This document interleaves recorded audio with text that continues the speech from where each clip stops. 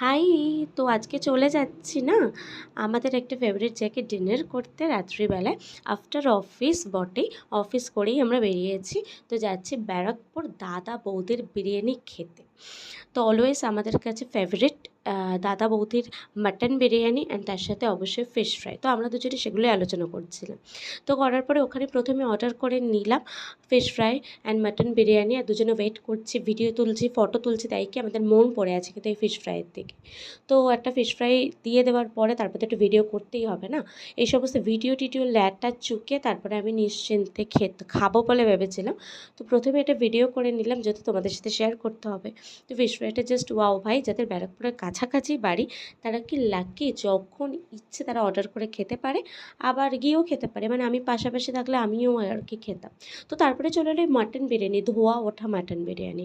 মাটনটা জাস্ট মানে যতই মাটন ছেঁড়ার চেষ্টা করি গরমের জন্য পাচ্ছি না আর কি, মানে এত গরম। আর ওরা তো মানে অল টাইম হেভি কুকড করে মাটনটা, জাস্ট ওয়াও ওয়াও টেস্ট। আর লাস্টে মশালা কোল্ড ড্রিঙ্কস, এটা না নিলে আমার প্রাণ ভরে না।